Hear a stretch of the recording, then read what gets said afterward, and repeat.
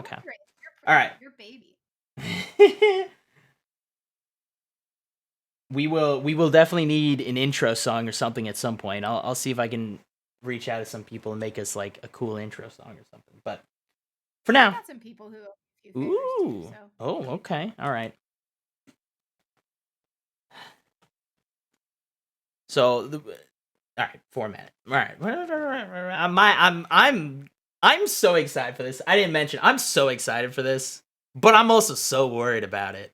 So, this is the thing I am more excited to work on than anything else that I'm doing this year. So, but God, I'm nervous. I don't know why I'm nervous. How long have you been making content for now? Me? Yeah. I started streaming the fall of 2013. Yeah, see, so what, 8 years now?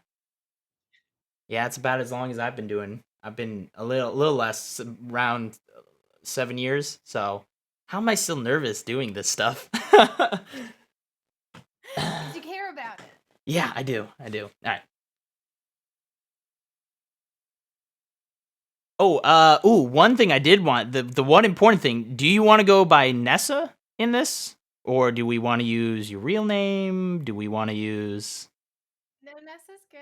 Nessa's good. Okay. All right. What do you want to be? Let's just... Nessa sounds like a real name. It works. So we'll do that. So I'll do Jon. I'll do just Jon is fine. So okay. I wasn't sure which one I wanted to do either. But all right. Starting it off. So, Nessa, today we're talking about Mortal Kombat, but before we get into it, I want to pose a question to you, which is if you could have any character from any universe, doesn't even matter. Movie, television, gaming, in the Mortal Kombat universe, who would you add? Who would I have? Who would I want to be? No. Who would you add to the Mortal Kombat universe? Add to the Mortal Kombat universe. My goodness. All right. Well, I mean, it's got to be somebody who's got really cheesy lines, right? And I know this is easy. Sorry, I don't even know why I struggled with this. X-23. Honestly. Okay. X-23. Right? She's unhinged. She's wild. She kind of fits in. I would love to see her fight the different, established Mortal Kombat characters. I actually love that pick. That's for multiple reasons. They have that Mortal Kombat versus the DC Universe game. So already now you're throwing in the Marvel characters too, which opens up a whole wide range of people. But she already, both X-23 and Wolverine, just those mutants in general, they lend for just gory stuff. And it just fits into that Mortal Kombat universe perfectly. I love it. Yeah, who are you adding? I think it's Jigglypuff from Smash Brothers. Honestly, as much as I pose this question, I didn't plan too much for it, but it has to be a superhero with all the stuff coming out with The Boys. I think I've been watching Invincible. So I think right now I would throw in Invincible into this universe. With as brutal as that television show is, it just shows how well it could lend to the Mortal Kombat world. So. Fair enough. Alrighty.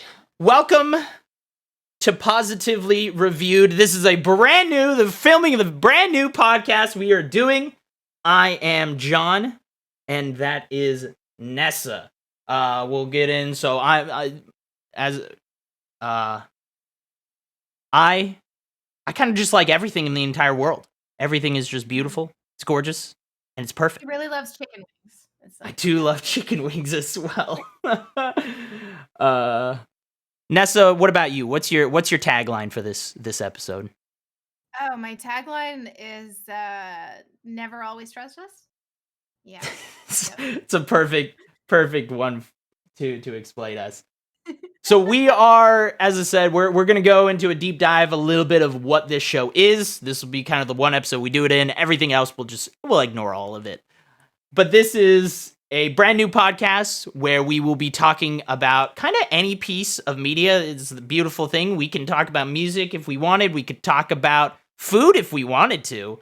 But we are mainly a movie, TV show, and gaming positive review show. There's enough negativity going on in the world. And end of the day, all of this stuff comes down to, do we enjoy it? And is it entertaining to us? And can we waste our time doing it? So let's cut all the negativity out and let's just talk about what's fun and what's enjoyable about the content that we consume these days. Yeah, and if you're stumbling across this podcast, have no idea who either of us are, or know who we are, guess what? This podcast has its own social media. Pause, POS reviewed pod. Check whatever platforms you like and see whether or not you can find it. We'll determine whether or not It's it exists there, but we know for sure. Go on Twitter, YouTube. These ones are fake. Instagram. Safe. They're, Safe. yeah, they're not fake. We have the Twitter, we have the Instagram, we don't have the YouTube yet, but I'll do that as soon as this is done. Works in progress, people. All right. Right, yeah, we are still working on that. We're still working on logos and opening music and all that. So that all comes soon. Small disclaimer before we get into this. If you are looking for a review show that is a very fair and balanced assessment of the content we are talking about, this probably isn't what you are looking for. As I said, we are really only going to be talking about the good stuff. We'll throw in probably small quips about maybe what we didn't like here and there. But overall, this is really just talking about us enjoying the content that we consume. So it's all going to be on the up and up. So if you're looking for just nice things and the reasons why you enjoy stuff, this is perfect for you.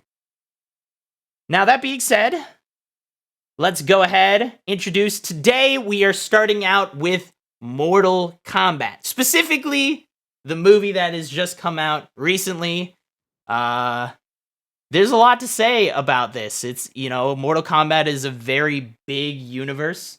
It's been around for a very long time. There's a lot of media created for it. And so this is kind of a reboot of the film of Mortal Kombat. And let's just get into why it's the greatest piece of content ever created. Greatest ever created until our next episode. Till our next Then we'll episode. Have a new greatest. Yeah. Oh gosh. Well, I mean, do we want anything specific about this movie, or really just Mortal Kombat universe and dive in? Because let me tell you, I've got some nostalgia associated with this, and so I can wax about that for a while if you're ready. Yeah, I guess I should lead in with just for those who don't know, Mortal Kombat just released this just a few weeks ago in theaters and on HBO Max. It was directed by Simon McQuoid, and the writer was Oren Uziel, and Greg Russo, as well as producers was James Wan, Todd Garner, and E. Bennett Walsh. James Wan, I am a big fan of. And then the composer is Benjamin Wallfish. And if you want to run that copy, that nice long copy, here's the synopsis of Mortal Kombat. If you have no idea what it is. And I did not read or know much about this movie adaptation beforehand. So had I read the synopsis, I would have expected something completely different. So MMA fighter Cole Young, accustomed to taking a beating for money, is unaware of his heritage or why Outworld's Emperor Sang Shung has sent his best warrior, Sub-Zero, an otherworldly cryomancer, to hunt Cole down. Fearing for his family's safety, Cole goes in search of Sonya Blade at the direction of Jax, a special forces major who bears the same strange dragon marking that Cole was born with. Soon he finds himself at the temple of Lord Raiden, an elder god and the protector of Earthrealm, who grants sanctuary to those who bear the mark. Here, Cole trains with experienced warriors Liu Kang, Kung Lao, and rogue mercenary Kano as he prepares to stand with Earth's greatest champions against the enemies of Outworld in a high-stakes battle for the universe. But will Cole be pushed hard enough to unlock his arcana, the immense power from within his soul, in time to save not only his family, but to stop Outworld once and for all? And a warning to everybody, that was the public synopsis. Spoilers are near. So yeah, that was I'll be honest, I just took that and copied it. I didn't even read it, to be honest. So, yeah, that was on very much the edge of spoilers. That's interesting. But that threw it out there. I guess we should have a spoiler warning before this as well. Spoiler One warning. would hope that a Yeah. review for something should contain spoilers. Yeah, Otherwise, I don't know it's why just you would watch reviews if you're not looking for spoilers, at least some. So, but we are going to get very spoilery. So if you want medium spoilers but not high spoilers, you've been warned because we're here and we're talking about it. But yeah, let's talk about what is your past experience. You said you could talk ad nauseum about it. Hit us with it. Go for it. Let's go crazy. Okay. So here's the embarrassing thing, right? And some people who are listening are going to say the embarrassing thing is that I said Jigglypuff from Smash, and I would like to point out that that was intentional. So before we discuss embarrassing things, let's leave that there. But secondly, I saw the Mortal Kombat movies when I was little, and I didn't know there was a video game until I was like 16 or 17. Mass, I can you thought actually Mortal not Kombat hear was just those two Renessa? movies. I had She's no still too idea what's happening. quiet. And I love those movies. I love them to death. I watched a friend had them on Betamax. And so we would watch them when it was a family friend that lived like 2 hours away. So I'd watch the Mortal Kombat movies like once every summer because that was the only place I could go watch them. And I love them. And when I got Beat Saber and VR setup and everything, the Mortal Kombat theme song was my nemesis until I actually managed to beat it. And so and I would sing the theme song all the time in college. Like I would just start singing it and punching like I was 5. I don't know, like grown adult woman doing that. So yeah, that's I have this like weird attachment to it despite playing the games for all of 30 minutes. Mortal Kombat has that nature to it. It's such a weird. It stands out to me in compared to a lot of the fighting games because it has a few things, which is one of that. It has this really crazy deep lore to it that a lot of fighting games try to have, but this one I think has the benefit of being able to create so much media around it in its time that it's created a real world, and it has a really gripping quality about whatever it is. You know, everyone talks about it's a lot of that gruesome factor and stuff, and I think that's part of it. But it's something about the characters as well that really just ropes you into it, and you feel attached to a lot of them. Everyone's got their favorite character from the series. I know everyone loves Sub-Zero, everyone loves Scorpion. Katana. And it's Always Katana. I'm a Sonya. I'm a Sonya fan. So I guess we can still be friends. Or Jax. Big it's fan of Jax too. Something at stake. Like that's why, right? Like when you play Soul Calibur, there's not really anything at stake. It's not the same. Like Mortal Kombat is the earth is going to get overrun and destroyed. You know, I think that's what it is. Are they going to are they just destroying Earth? Like I've been wondering that since the beginning. The whole concept of Mortal Kombat, for those who don't know, the lore of it is all these realms, there's all these different dimensions almost that are realms. They're all fighting each other. They all had all these wars between them. And so they decide to make a tournament instead of it being just blind killing. They made a tournament where it's controlled killing, and if a realm loses 10 times in a row, which is a lot, by the way, thinking about it, because this is throughout ages, if it loses 10 in a row, that realm is just taken over by the other realm. But do they just wipe out the entire realm, or do they just like, hey, we own you now, you're ours? I don't. Yeah. And then they enslave everybody and do whatever horrible things that happen in other worlds happen. So what happens when Earth wins 10 in a row? Do we enslave? Do we try to enslave? That's a whole nother conversation. So. No, I feel we're getting somewhere else. I'm realizing now we're talking about it. How would humanity feel about invading places? So... I think that that depends on a lot of other factors, but I mean we can move on to some cool facts if you're ready. Yeah, we got a fact section. So every episode we're gonna have probably 3 facts. because that's already, that's like 20 minutes of time that I spend. It's a lot of time that I have to spend on these. So let's start off with the first one, Mortal Kombat. It took $55 million to make Mortal Kombat, this new movie. There's a lot more money that's been spent on Mortal Kombat over time, but this movie in particular had a $55 million budget. And so far it's made that back already and some. Now I wanted to mention, do you know what you could do with $55 million? If you woke up one day and had $55 million dropped in your lap that you could do, you could make a Mortal Kombat movie. Yeah, you could. Or you could take a private trip to the International Space Station. That is the cost for private citizens to take a journey to the space station. Would you rather, for you, John, would you rather take a trip to space or make a Halo movie? I would make a Mortal Kombat movie. Mortal Kombat movie. No, okay. You're just staying on topic. I would make a movie. I don't want to go to space. There's nothing out there. It's pretty, I guess. I guess I get to see the curvature of the Earth. That's fine. $55 million for a ticket to the space station. My God. Okay. We could have another Mortal Kombat movie.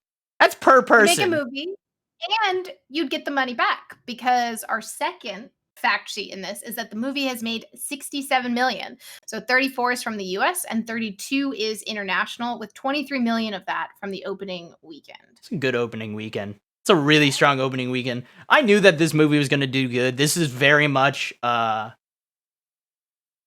these kind of movies. I mean, look at the Warcraft movie. This was a movie I knew that was going to do well in international markets, specifically in the Asian markets. It's just built for that. I've been learning a lot more about some of the specifically the Chinese market and stuff like that, and it's their entertainment industry is pretty different than what ours is. It's a lot more controlled in a lot of ways. So, yeah, and just note that totally makes sense. Since we were talking about Asian markets, definitely. It costs to raise a child in Tokyo. It costs 63 million yen, which is so very close to $63 million. And by so very close, I mean it costs about $577,600. So 1/20th of the movie's revenue is how much it costs to raise a child in Tokyo. Yeah.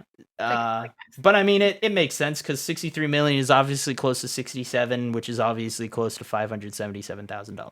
So, yes, think about that. They could take those profits from the movie and just raise a bunch of children in Tokyo. That's really expensive, by the way. They could raise 120 children. Yeah, but that's really expensive. Tokyo is really expensive. I've now learned. The average cost, so as I said, 63 million yen is a little over half $500,000. It costs about $230,000 to raise a kid in the US. So it's more than twice what it costs to raise a kid in the US. And that's average, obviously. Yeah, so, I was just saying, you got an awful lot. I live in Seattle, so good luck with that one in Seattle. That ain't happening. It's going to cost you like $800,000. You're getting there. Yeah, that's now I'm interested. We're gonna have to start a second podcast where we look at, I don't know, city cost of living and compare it all to Tokyo. What is the most expensive place to raise a kid? Not just live, but raise a kid, because that's different. We'll find out another time. Have any. I want to search it up, but I won't. I'll do it. You know what? We're gonna find a piece of media that we can review in the future that has something to do with that, so that can be another fact for you. That'll work. That's what's gonna happen. Yeah, I'm totally not gonna use the same facts over again. That's not gonna happen at all. I can promise you now. Won't happen. Okay. More Mortal Kombat facts for those out there. You might already know these. You might be the Mortal Kombat super fan who's gonna call us out when we're wrong at some point. I'm not. I have played almost none of the games, so yeah, that's what I've played for about 30 minutes. Got a couple. That's about my extent. There are 8 films the 1995 and 1997 are the childhood ones I was talking about, and then we got 2021. So those are the three main movies, and then there's a bunch of other little side ones. There are 14 games, 10 updated game versions, 3 compilation games, there's 2 novels? Yeah, it's 2 novels. Okay, there's Mortal Kombat books, people. Know that one. 15 comic series for a total of 65 comics, 7 official scores and soundtracks, and 2 card games. Okay, important question here. How can there be 7 official scores and soundtracks when the only thing you need is Yeah, you just need. Well, you gotta have the theme song, right? They got the Mortal Kombat. Yeah, it's true. No, I was thinking about it because most video games and stuff have scores and soundtracks attached to them, and that's why it was weird to me that there's only 7. There's only 7 like officially licensed soundtracks and scores when there are 14 games and 8 films. Now there's 3 main movies, but to use the one song. I guess they use one song and that's it. So they use the Mortal Kombat theme song, which is great. I don't know who sings that. I don't know who made that. I can't remember. I knew the name at one point. I don't know it anymore. It's fine. So, but they have card games. I didn't know that Mortal Kombat had card games. I'm interested. Now I want to do some Mortal Kombat card collecting. I mean, but is it like a trading card game, or is it Yeah, sure. Cards Against Humanities kind of thing? Sure. Okay. Agreed. Got it. Got it. Don't go deeper than the facts, folks. Yeah. We as I said, I did a lot of research in this. So last fact, we got fact number 3. This is the story. You want to hear the story? I'm going to take you on a journey. A great journey through how this third movie got made. I know all of you were born. I was born 95, by the way. So I was born when the first movie released, which is crazy to think about. But, when I was born, I was already watching the 95 movie. And then I watched the 97 movie, which is when my brother was born. But, so I've been waiting. Myself, of course, have been waiting all these years. I was like, where's the third Mortal Kombat movie? And so the original films were actually supposed to be a trilogy. It was by Robin Shou and Threshold Entertainment. It was, they made the first and the second one. There was supposed to be a third one, and it was supposed to release early 2000. It was like 2001, but it kind of went through development hell, and then a lot of it was going to be filmed in New Orleans around that time, which is when Hurricane Katrina hit, and it ended up kind of ruining a large part of the filming for this. And it just messed up, and it was tabled for a while, and then it wasn't mentioned again until a lawsuit with Midway with Lawrence Kasanoff, which I totally did all the research for what that lawsuit was even about, and that was mentioned in 2009, but it was mentioned that it was still in the works, and eventually Warner Brothers, I don't know if it was from this lawsuit, sure, let's go with yes, it acquired a lot of Midway's assets, one of those being Mortal Kombat. So they, this is when it went over to Warner Brothers. They owned all the games, all the rights, everything. And then a director named Kevin Tancharoen. Wow, that is a name. Yeah. That is all right. Well, my apologies to Kevin because I said it perfectly. I don't really know what you're talking about. So I'm pretty sure that's exactly how you say it. But he made a fan film, which he made it as a pitch for a reboot. And this was like in 2012 or something like that, or 2011. Because he loved the series. He wanted a reboot of the movies. So he pitched it to reboot the series. And the New Line actually hired the guy to do a full-length version of this, which his short, which was like Mortal Kombat Retribution, Resurrection. Sure, that sounds right. That sounds like a thing I've seen. It's like a 9-minute short film, but then they hired him to make a full-length version of this with an R rating. And this was in 2013, and it had a $50 million budget, so pretty much the same amount that it had this year, for this year's one. And then it was delayed due to the budget, because apparently it wasn't enough budget. $50 million isn't enough to make some blood appear on screen, which then became indefinite when Kevin Tancharoen left at the end of 2013. And then James Wan, who's the producer, he signed on 2015, and Simon McCoy in 2016, which is when they untabled it and they actually made the script for this movie, which finished in 2019. And then it was finally shot in South Australia, which ended shooting right before 2020, which was a great year for filming stuff. And apparently got really close to the NC-17 rating, which is crazy to me. Like, I'll be honest, there was gore and blood in this, but I didn't think it was that it was that excessive.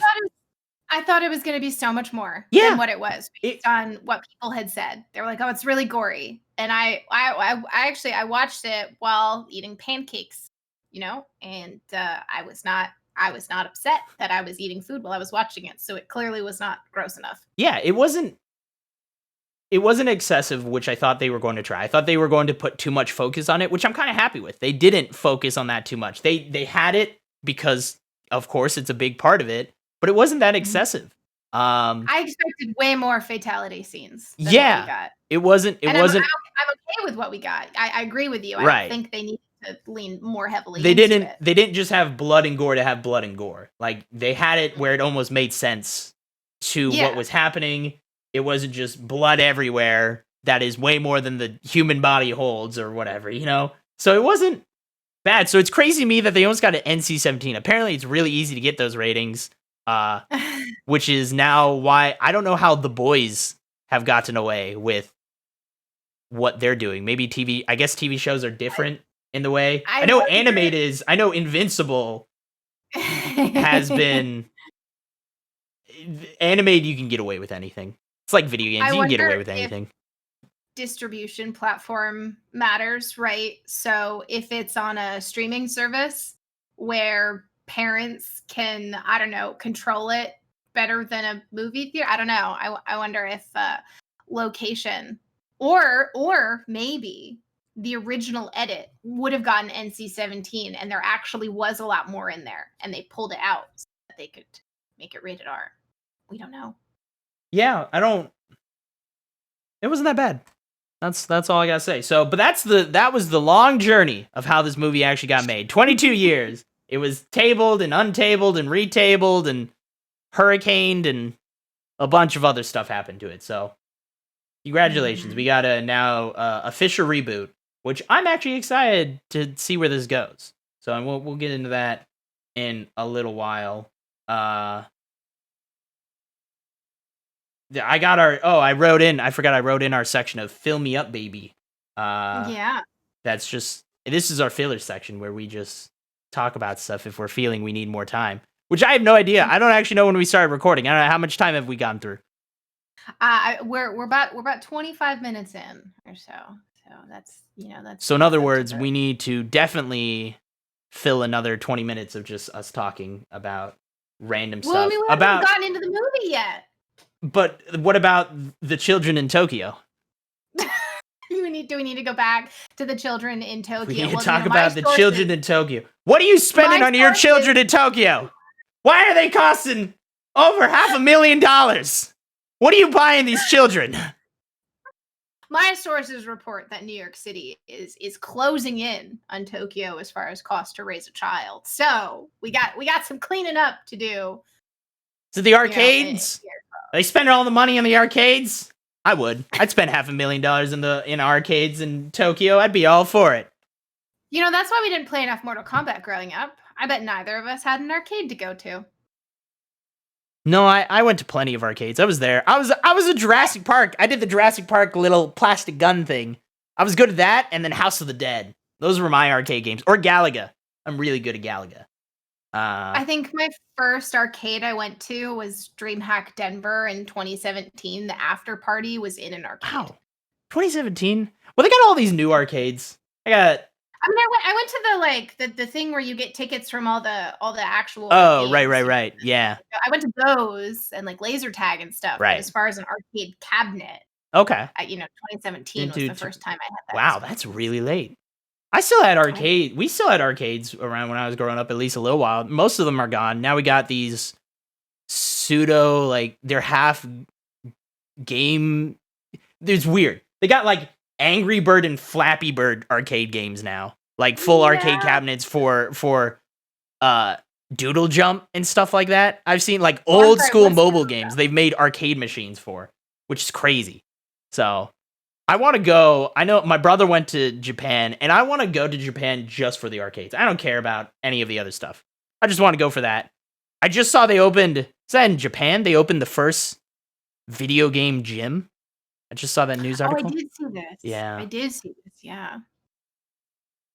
That's so at the gym, do they train you how to fight for Mortal Kombat? Because this is the next evolution of video games, right? We need Right. like the full haptic suits, and you have to actually fight in your Mortal Kombat match in VR. More like that's what we need. And then if you die so in the that you game, you can die in do real Jax. life. Got it. No, I don't want that. Oh, okay. No, not that one. Got That one it. sounds bad. You don't just magically get ripped apart when you get ripped apart in Mortal Kombat. I'm gonna pass on that option. That's like the upgrade package. And if you want to spend your 55 million on that instead of your International Space Station trip, to each their own. Yeah, what kind of haptic suit could you buy for $50 million? Oh, the whole thing. There's so many VR haptic developments, the treadmills for the omnidirection, the gloves, the suits.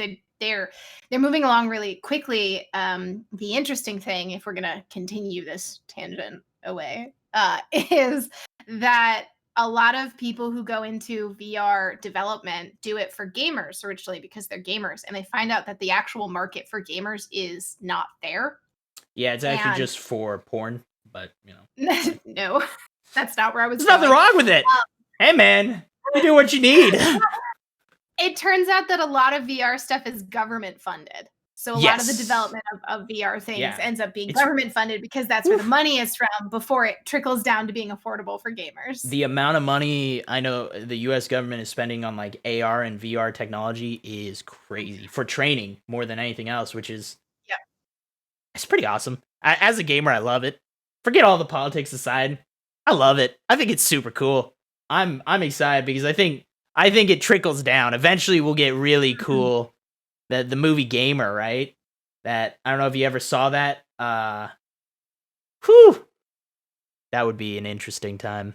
The full 360 television screen and you're just in it moving around. I'm in. Like you said, I'll do some fighting games like that. Sounds awesome. So now that we've definitely hey, stop buying your children things in Tokyo. There's so much. Don't buy them things right now. yeah, don't buy them food. That's give really, food. That's really messing with the numbers. Let them starve. Talking about Mortal Kombat story. I actually didn't mind the story of this Mortal Kombat. I don't know how you felt about it. I think they should have. All positive. I think this should have just been a solo movie of because this is pre-Mortal Kombat.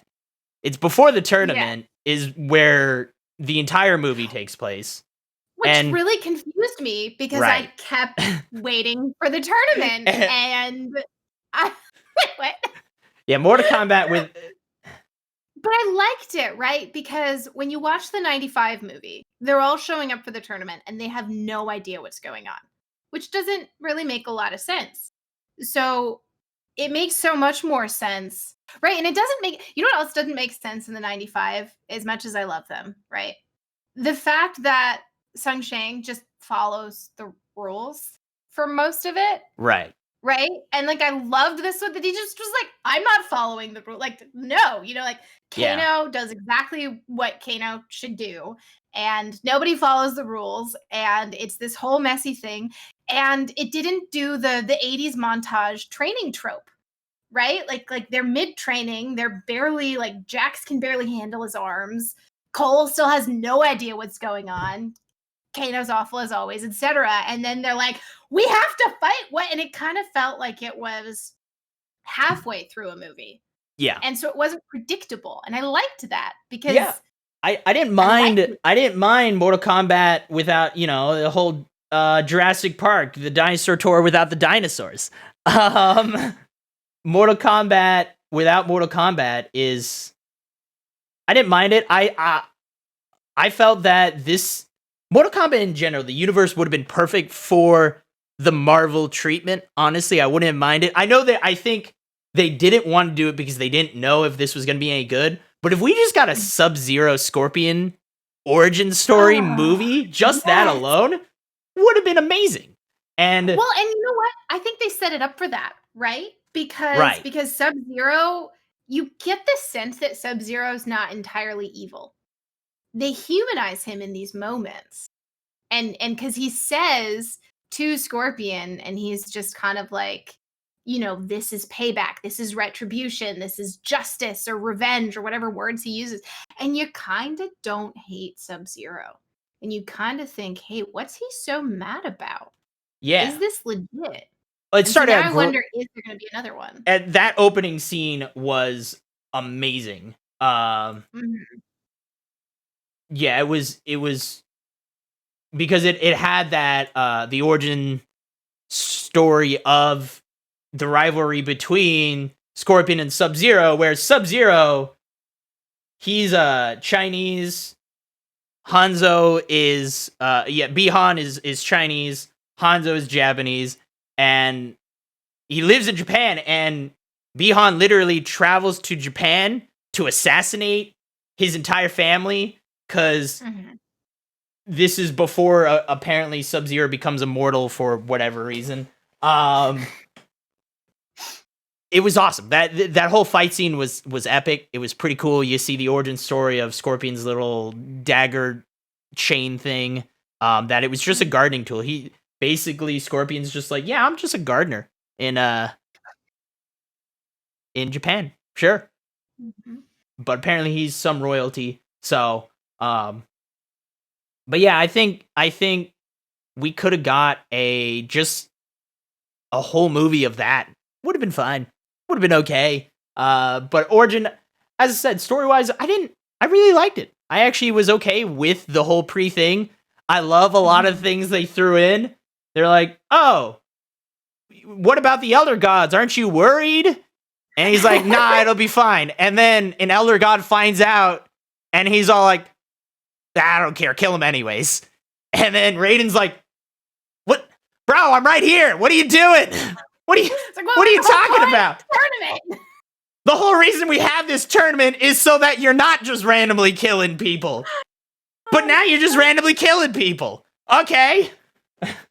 And I like that Kano, you're not quite sure what's happening with him.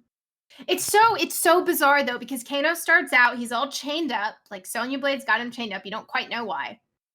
And then the invisible dragon lizard venomous doom thing melts the chains.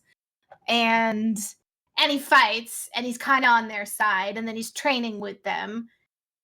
And then it doesn't make any sense because you're watching and you're like, isn't Kano a bad person? Like, yeah, aren't I supposed to not like him? Which Josh Lawson is the actor who played Kano.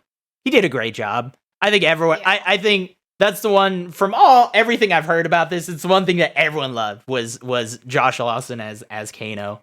Was great. So. Well, so speaking of casting, because when the casting was announced for this movie, I remember there being dozens of articles about it, and people were really upset or they were really happy about specific things. And so the first one being Brooks as Jax. Mehcad Brooks. I thought that was brilliant. I love Supergirl. Yes, so, I was gonna say I'm a big fan of the CW shows. As much as I understand, maybe people. Hey, I like it. Positive. I don't care what you think. I love it. It's great. I don't know. It's fun content.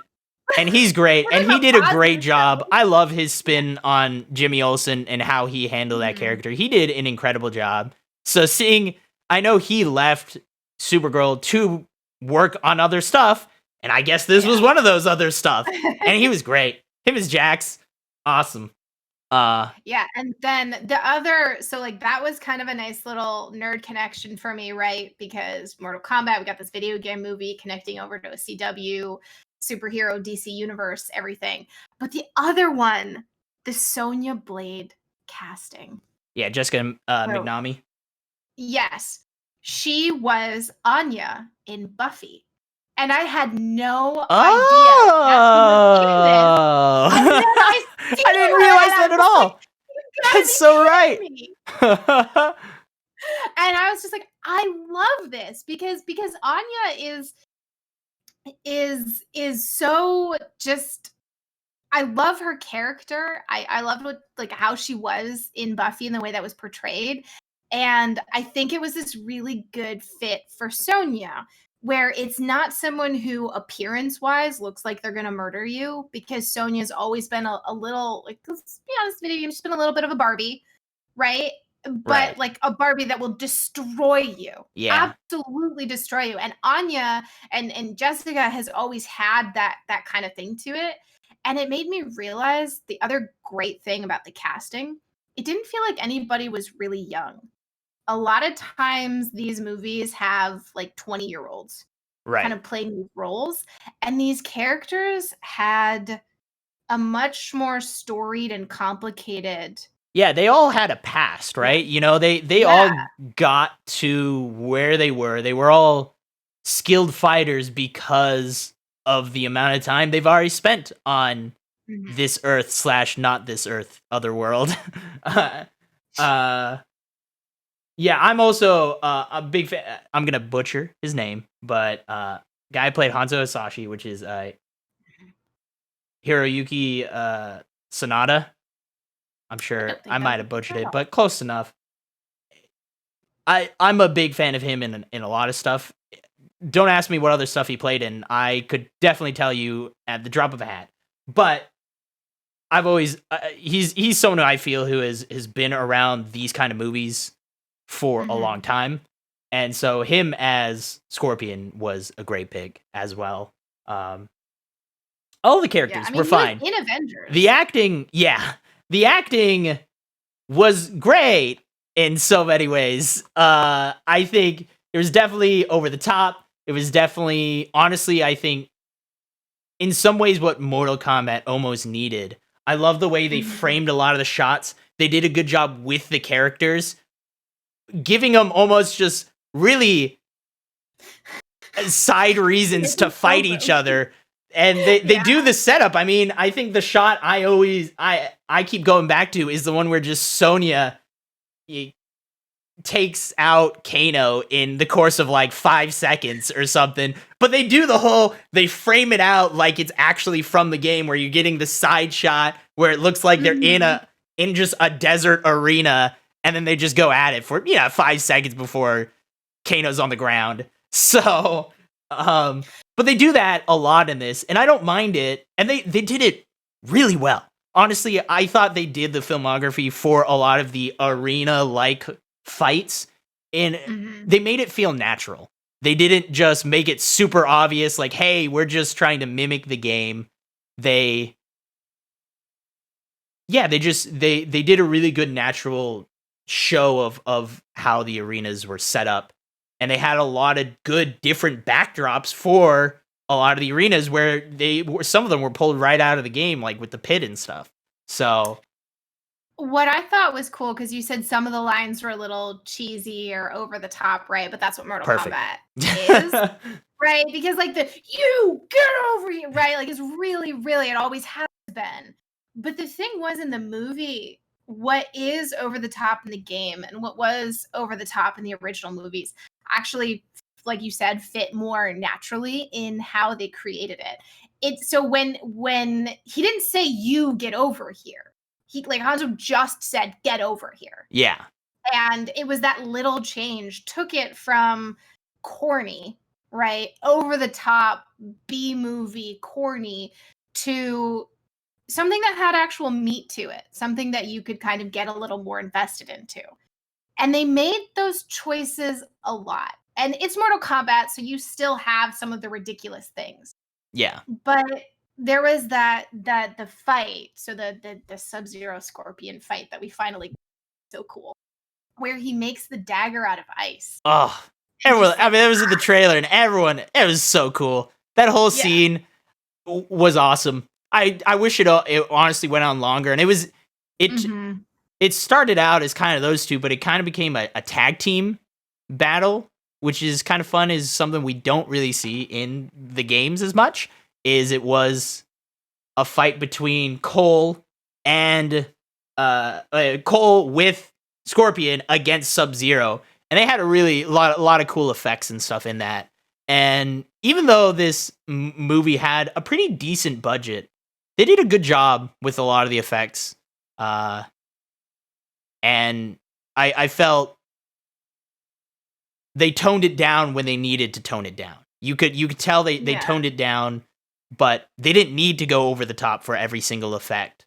But they did a good job with like the ice walls and just Sub-Zero in general. A lot of the effects they did with how he affects the environment, with him just freezing everything he comes near, was pretty awesome. The Yeah. snow was such a cool touch because Yeah. you're like He you don't actually coming. yeah, you like don't actually know. I don't remember if it showed what city they were in. Maybe they did and I missed it, but I felt like when I saw it start snowing, I didn't actually know that it wasn't late fall or spring and it could still snow, but she's eating ice cream. And no Yeah. one's going to be eating ice cream if it's cold. I would, but like normal people. Yeah. No, And I'm so with you. I would too. Yeah, it was this really cool little touch of detail where you're not fully oriented into what month or what city, but Right. there's enough there that you know that the snow is unusual and that something is coming. Yeah. And Cole's character was good on this on kind of that whole family aspect with Cole. I know he's a brand new character, and I'm sure I know how people feel about it. I liked Cole. I like Cole Young's character. I am actually excited to see him in game because you know they're going to add him to the next game.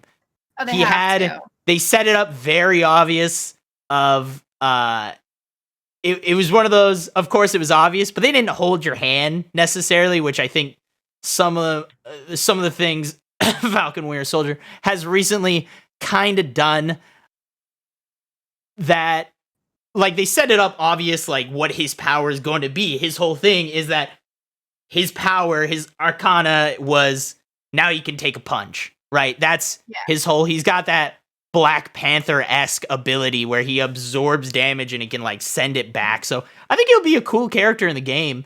And I don't mind, I know they have a huge catalog, and it's just an open, they had a huge catalog that they didn't use too many characters for. And any characters that they did kill off, we all know in Mortal Kombat, they just get sent to the Nether Realm, right? You know, they get sent to another realm, so they can just come back anytime. So we'll see. They definitely, I think that's one of those balances that this kind of movie has a hard time doing, is that if you're going to make this a franchise, you can't kill off too many characters, or there's certain characters you can't kill off that in reality, maybe you should, because the person they're fighting against, there's no way they're going to win. But they did a good job matching the opponents up, where you're like, okay, sure, I can believe it. And when they do kill characters off, you're also like, well, that character's gone. But are they? You don't know. We just saw Scorpion die and come back to life in a course of one movie. So, you know. You never know. You never know. I have an important question for you. Okay. Cole and Jax, they have the Mortal Kombat birthmark. Right. Where is it on Cole's daughter? She's part of the bloodline. I mean, is she automatically given a birthmark? I mean, you have to be chosen, right? But I guess she is part of the bloodline. But does she automatically get a mark? Or does she only... So Sonya wasn't part of the bloodline.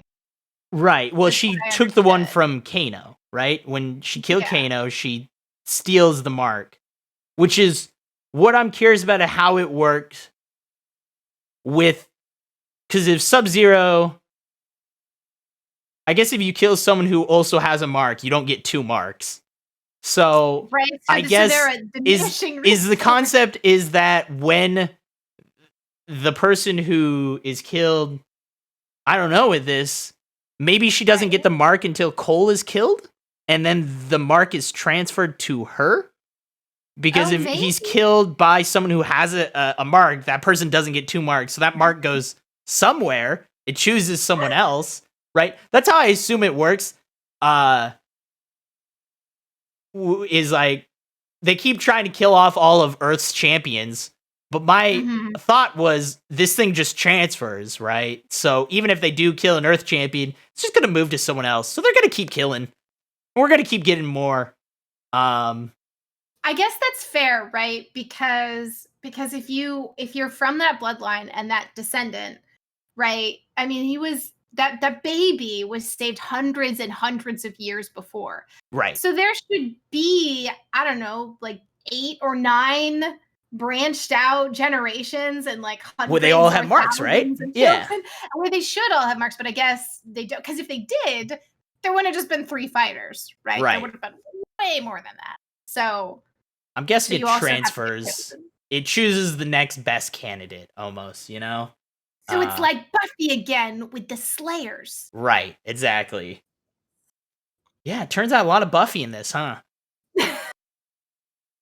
I think if you try hard enough, you can turn any nerdy movie into some kind of Buffy link.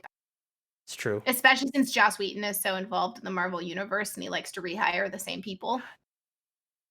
Hey, Joss Whedon, please reboot Serenity. For the love of God. Please do it. And Buffy. Well, Buffy. No, Buffy ended well. actually ended pretty okay.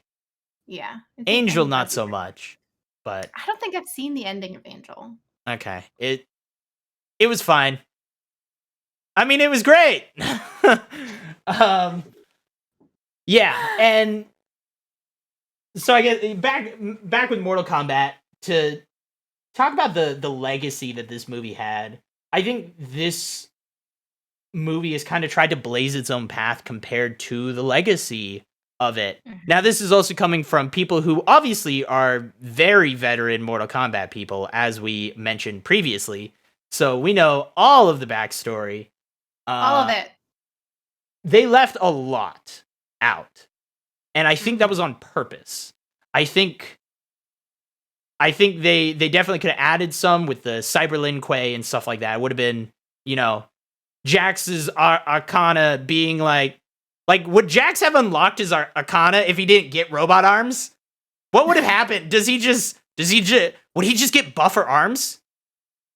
Man, now we could have just seen, if he didn't lose his arms, we could have seen McCad Brooks just get more ripped than he was for this. So that would have been beautiful, CGI. Man. Yeah. So did and that was one of the parts that they left out very much, because I know in the games the laser eye from Kano, a lot of the weapon, the robot arms and stuff was from some of the cyber companies. They have the Cyber Lin Kuei and stuff is a big part of the games, and I feel those are just later. Think about the way I saw this movie is that this is just one storyline. I think they're gonna build up to the actual Mortal Kombat tournament. Earth is gonna win, and all of a sudden it's gonna reset everything in a way. So now the other world will have to other world, whatever it is. Well, one of them or both. Bihan will be, he'll be like, all right, time to build a bunch of robots to start taking people out now. You have to win 10 more tournaments because you have to win. Yes, that's how that works. As I said, 10 is a lot. That's a lot in reality. Like how often can you have them? Because it feels like those 10 tournaments have been over 1,000 years. So is it like every 100 years you can have? Yeah, it almost feels like every 100 years. I assume there's probably one, is what it seemed like. If they killed off Hanzo in that one time, and then up to where they are now, they're like, hey, we've won 9 tournaments. That was at some point in between those 9 tournaments. So it's probably every 100 years, I assume. But that's a lot. Wait, but also, here's the other question. So the prophecy was that someone from Hanzo's, line would beat the tournament. Was it that specifically the 10th tournament? Or was it just any tournament, right? Because if there were tournaments between when he died and when this one happened, then was his bloodline not yeah, what the heck what were they doing? They're just hanging out. Like, it's like scotch or a fine wine, it had to age through a time. Yes, through a few generations. But I mean, this is cool, right? Because a movie that answers everything is a one-off. Right. And is too predictable and is too like those aren't fun to watch. Right. Like they're just not, because it handles too much. And that's, I don't know, this movie, like we said previously, the fact that it didn't even end with the tournament. Yeah. It leaves a lot to come. And I don't think that's a bad thing. I think, again, lots of huge cast of characters to keep adding in. They can make multiple movies where they can kill off every character every movie and still have multiple movies at the rate they're going. So they got plenty to do. I want to see them build out the royal family structure and everything, because Katana is a princess, and is somehow linked to a world that Shang Tsung has taken over and is trying to prevent it happening to Earth. And that from the 95 movie. And then isn't Melina her mother? Something like that. Yeah. Yeah. And so yes. Let's go with yes. I think that's what it is. And I need to see all of that come together. Like I need those pretty eventually tied, and so there needs to be more movies. That's why it's great. I think it was okay they left out so much, because there, again, like we said at the top of the show, Mortal Kombat has that. It's one of the few fighting games that has this real depth to the lore. They have a lot of lore in Mortal Kombat and a lot of storylines, honestly, and a lot of different parts that they can throw into this movie that in all the games, because it's a game and it's a fighting game, they're just throwing them all together in one. But this one, they could just kind of space them out. They could have each one have its own storyline, which is, it's going to be, I think it's fun. I'm excited for the next one, which is potentially confirmed. It's not 100%, but it did sound like there's a lot of rumors that there has been another one greenlit to continue with the same director and writers. So Simon McCoy. I liked his vision. I'm excited to actually see where this series goes. They can tune it up a few more notches. Really push that NC-17 rating, I feel. No, actually, as I said, I'm okay. I was actually very happy with the action and the gore in this. It wasn't over the top. You got some good fatalities thrown in, but again, they weren't, like we were talking about, they were cheesy without being too cheesy. So yeah. And I think it's dicey to say with these movies' history, the fact that this movie took 21 years. I'm a little kind of like, oh yeah, it's gonna happen. I'm just like, but is it? Yeah, it is Warner Brothers, and we've seen with potentially other series that it may take a little bit of time for them to get it right, but they're gonna wait for Cole's daughter to be old enough to get the mark to join the tournament. Oh, got it. Yeah, we won't even see. So, in other words, we're not going to see any of the characters we've seen already. We're just going to get an entirely new, another reboot. We're going to get another reboot. That comes out next year. So, oh my gosh. Yeah.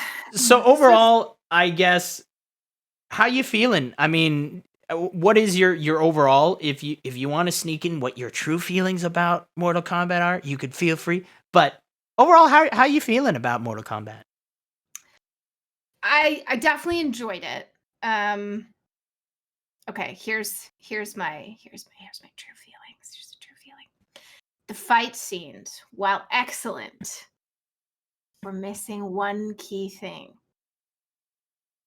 The theme song! They didn't play the theme song until the credits. You didn't get to hear the theme song until the credits, I I gotta fight you there. I actually thought they did a great job. They played a tiny little bit of it. Right. But I love that song. Right? It's true. They should have played the whole thing. And I was just like, why can't we have more of it? And I liked what they did with a little bit where it wasn't exactly on the nose. It was very much inspired by it. And I enjoyed that. And I thought that the kind of the remix they did in the credits was really cool. And I just they should have done it. It was good that they did. Yeah. I actually thought they did a good job. I thought the composer, which was definitely his name, I wrote his name somewhere. I don't know where I put it. It was Benjamin Wallfish. Benjamin Wallfish. Yeah.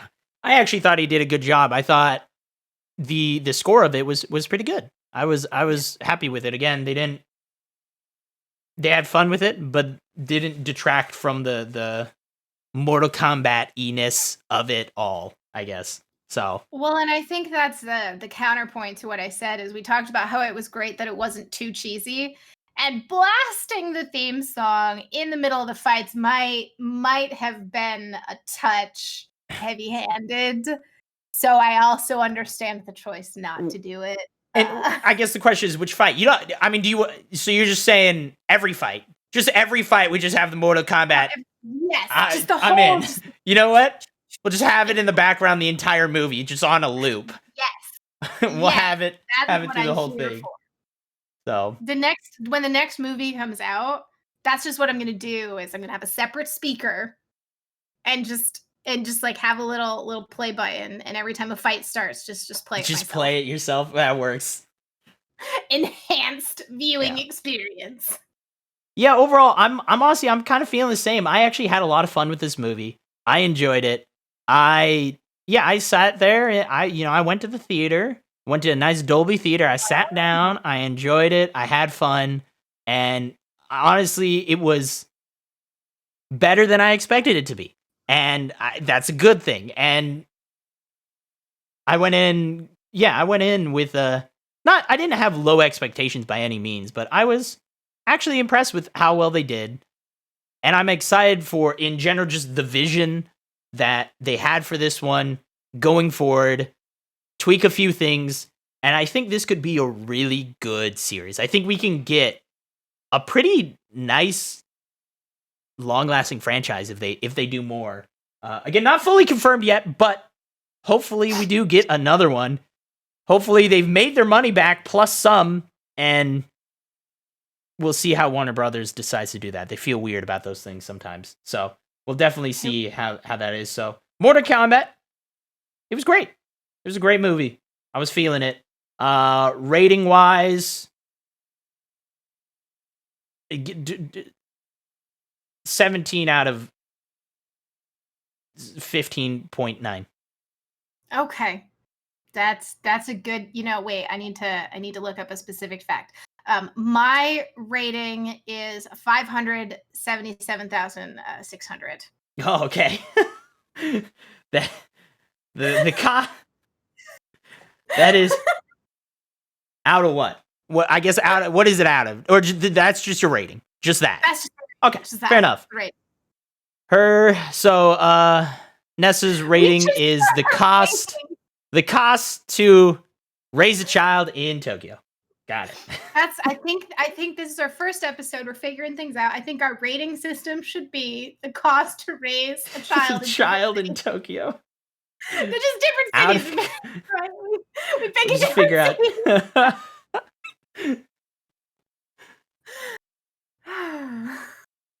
Alrighty. I mean, we mentioned this a little bit, but what's one of the few things you would like to see in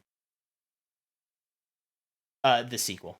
Is it a character? Is it what would you like to see? No, I need to see Katana. Okay. I have to. You need Katana. I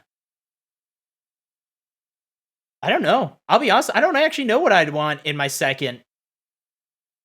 I want I want to see Tokyo. You want to see Tokyo? Just Tokyo. In the movie. Just Yeah. like all of Tokyo. No. Cast as a Mortal I mean, Kombat it could character. just be when they go get when they're going to Hollywood, right? Man, it'll just be a backdrop of Tokyo. It's fine. I just need to see Got it. Tokyo. That's what Got I it. need to see. I'll give him a call. Say, listen, Jon needs Tokyo. All right, we got to make it happen. Alrighty. Well, we are gonna be wrapping up. This was the first episode of Positively Reviewed. Thank you guys all for watching this live and listening recorded. Yeah, if you want to check out other episodes, you can't yet because it's the first one. But if you find this way in the future, congratulations! We'll have like 12,000 by then because we're very dedicated. So that's great for you. But as we mentioned at the start of the show, POS Reviewed Pod is the social media tags, Twitter, Instagram, etc., where you're going to find us. And if you're on one of those sites where you can rate things, just so you know, that really, really helps the show out. So if you could give us that 577,600 rating, yeah, out of 5 on, you know, out of 5. Yep. On Apple Podcast and Spotify, wherever you listen to podcasts. So that's exactly it. Rate it as high as we rate all of the shows on this show. Give us the positive review so that we can then review your review of our positive review, being positive about your positive. And it'll be positive. So, yeah, but as I said, this is Positively Reviewed, where we rate all of the shows, all of the medias, and it's always good. It's always positive. Cut that negativity out. So, and I don't know if we're gonna do this every episode, but I thought since this is the first one, I wanted to tease. Next episode will be maybe Falcon and the Winter Soldier, or maybe Outriders, or maybe something else. So, congrats! Now you know what the next episode is. But thank you guys all for watching. I am Jon. That's Nessa, and hope you guys enjoyed, and hope you guys check out the next one.